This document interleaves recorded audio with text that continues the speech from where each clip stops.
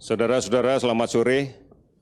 Pada hari ini kami akan menyampaikan beberapa hal terkait dengan evaluasi di bidang kesehatan yang kita laksanakan dalam seminggu terakhir dari upaya kita bersama untuk mengendalikan penambahan sebaran pandemi COVID-19 yang dilaksanakan terintegrasi sejak berasal dari pusat sampai ke daerah.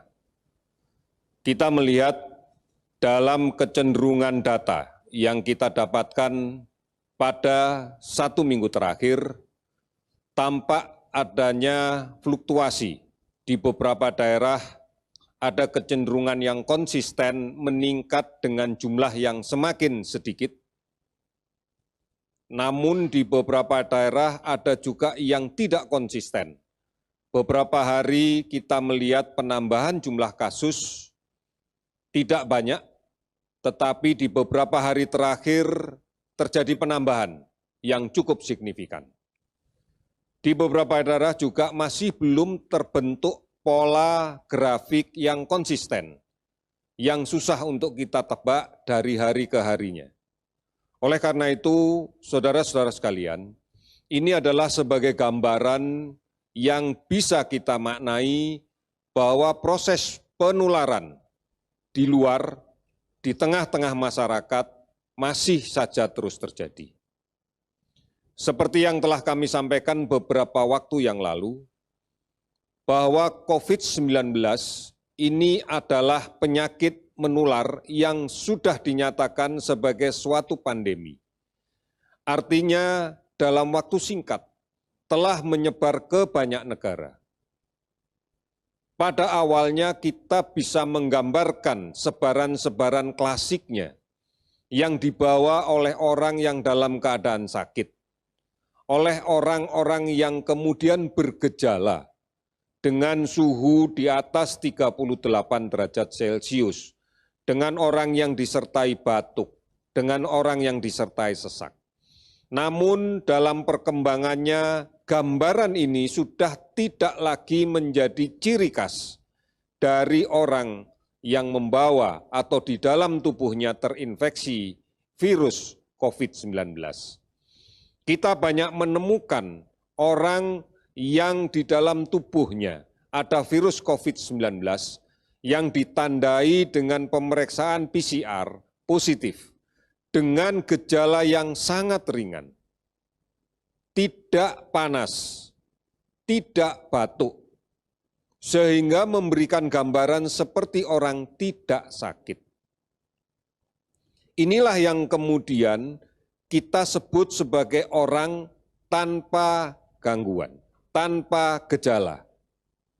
Manakala orang ini kemudian berada di tengah-tengah masyarakat, kemudian tidak menggunakan masker, melakukan kontak dekat dengan kelompok-kelompok lain yang rentan, maka inilah yang kemudian menimbulkan penularan. Dan inilah yang kemudian bisa kita gambarkan dari hari ke hari, kita dapatkan lagi kasus positif yang baru. Oleh karena itu, konsisten pemerintah sejak dari awal untuk memutuskan rantai penularan ini, maka yang pertama, kita harus melindungi diri masing-masing dengan cara menggunakan masker, dengan cara mencuci tangan dengan menggunakan sabun di air yang mengalir, dengan cara membatasi untuk keluar rumah, menghindari kerumunan. Ini adalah upaya-upaya perlindungan diri. Mengapa ini menjadi penting? Karena kita tidak pernah tahu sebenarnya di luar siapa yang menjadi OTG, siapa di luar yang membawa virus dan tidak menunjukkan gejala apapun. Oleh karena itu, upaya inilah yang menjadi bahasa universal yang digunakan di seluruh dunia, yaitu jaga jarak fisik pada saat kita berkomunikasi dengan orang lain. atau sering disebutkan sebagai physical distancing. Kemudian yang kedua, gunakan masker manakala kita berada di luar rumah, manakala kita bertemu dengan banyak orang. Cuci tangan secara rutin dengan menggunakan sabun dan air yang mengalir sebelum kita menyentuh hidung, mulut, atau mata. Karena cara-cara inilah yang secara bermakna akan memutuskan rantai penularan. Saudara-saudara sekalian, beberapa catatan terkait dengan penularan ini telah kami sampaikan di beberapa waktu yang lalu. Di antaranya apabila ada seorang tanpa gangguan, tanpa gejala, seorang dengan OTG, yang kemudian tidak menggunakan masker dan berada di lingkungan orang lain, maka 70% peluangnya dia untuk menularkan penyakitnya ke orang lain. Namun apabila dia menggunakan masker, maka secara drastis angka persentase kemungkinan menularkannya tinggal 5%. Mengapa? Karena semua droplet percikan ludah dia pada saat bicara, pada saat batuk, pada saat bersin, tertahan oleh maskernya. Sehingga tidak hanya menyebar langsung ke orang lain, tapi juga tidak mencemari benda-benda di sekitarnya. Dan apabila semua menggunakan masker, baik yang sakit maupun yang sehat, maka angka penularan itu bisa drastis turun sampai dengan 1%. Inilah yang kemudian menjadi dasar bagi kita untuk melakukan evaluasi terhadap dinamika penambahan kasus hari demi hari.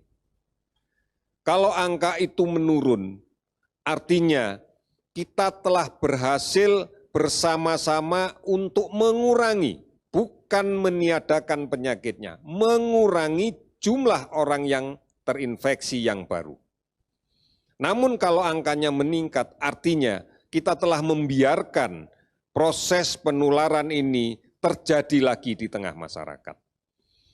Oleh karena itu, saudara-saudara sekalian, upaya melindungi diri yang disampaikan oleh pemerintah sejak awal, dimulai dari bagaimana menjaga jarak, bagaimana melindungi diri dengan mencuci tangan menggunakan sabun, bagaimana melindungi diri dengan menggunakan masker, tidak keluar rumah kalau tidak ada kepentingan yang mendesak sama sekali.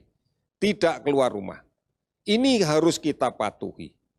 Oleh karena itu kemudian dalam skala yang lebih besar, bukan hanya berbicara melindungi diri, tapi melindungi masyarakat, melindungi komunitas, maka pemerintah memberikan kebijakan pembatasan sosial berskala besar. Ini artinya bahwa secara lebih luas lagi semua orang bukan hanya melindungi dirinya, tetapi juga melindungi orang lain. Ini yang harus kita patuhi. Karena hanya cara inilah yang bisa kita gunakan untuk menghentikan penyebaran COVID-19. Apabila memang sudah ditemukan vaksin dan sudah membuat orang kebal terhadap penyakit ini, kita tidak perlu menghindar dari COVID. Karena kita sudah mendapatkan vaksin dan kebal. Namun kenyataannya sampai saat ini belum ada vaksin. Sehingga belum ada orang yang kemudian bisa mendapatkan kekebalan terhadap penyakit ini. Oleh karena itu cara satu-satunya adalah mari kita hindari. Mari bersama-sama melindungi diri sebagai basis kekuatan untuk memutus rantai ini. Inilah yang menjadi tantangan besar kita, karena akhirnya keluargalah yang menjadi kunci. Bagaimana keluarga bisa melindungi dirinya? Apabila ini dilakukan oleh semua keluarga yang ada di tanah air, maka kita akan cepat menangani ini. Saudara-saudara, ini hal yang mendasar dari evaluasi dalam seminggu terakhir ini. Oleh karena itu, akan kami laporkan bagaimana kinerja kita pada hari ini. jumlah spesimen yang kita periksa sampai dengan hari ini terakumulasi adalah 158.273 spesimen. Pemeriksaan dilakukan melalui 2 metode, yaitu menggunakan real-time PCR sebanyak 157.769 spesimen dengan menggunakan tes cepat molekuler TCM sebanyak 504 spesimen. Spesimen ini kita ambil dari 113.452 orang. Hasil yang kita dapatkan adalah dari pemeriksaan menggunakan PCR. Kita mendapatkan hasil positif 13.879, dari TCM mendapatkan hasil 153 orang. Sehingga total hasil positif yang didapatkan 14.032. Total hasil negatif yang kita dapatkan adalah 99.420 orang. Kasus yang akumulasi yang kita pantau untuk ODP sebanyak 248.690 orang. PDP 30.317 akumulasinya. Kemudian konfirmasi positif yang kita dapatkan pada hari ini sebanyak 387, sehingga totalnya menjadi 14.032. Kemudian kasus sembuh, kita dapatkan tambahan hari ini 91 orang, sehingga total menjadi 2.698 orang. Meninggal 14 orang, sehingga total menjadi 973 orang. Kemudian 373 kabupaten kota terdampak di 34 provinsi. Saudara-saudara, mari kita cermati angka-angka ini. Inilah gambaran-gambaran kita apakah kita telah melaksanakan dengan baik kebiasaan untuk mencuci tangan dengan menggunakan sabun, memakai masker, menjaga jarak, dan tetap berada di rumah. Inilah jawaban yang mungkin bisa kita jawab masing-masing. Oleh karena itu, tidak ada pilihan buat kita. Hanya satu, patuhi seluruh langkah-langkah untuk memutuskan rantai penularan ini. Tetap di rumah. Tidak melakukan perjalanan kemanapun. Tidak mudik. Sekali lagi, tidak mudik. Kita tidak akan bisa memberikan jaminan bahwa di sepanjang perjalanan kita tidak akan tertular dengan kasus ini. Mari bersama-sama untuk tidak mengambil resiko. Permasalahan ini adalah permasalahan bersama. Karena satu orang saja sakit dan berada di tengah-tengah masyarakat, maka dia akan menjadi sumber penularan bagi masyarakat yang lain.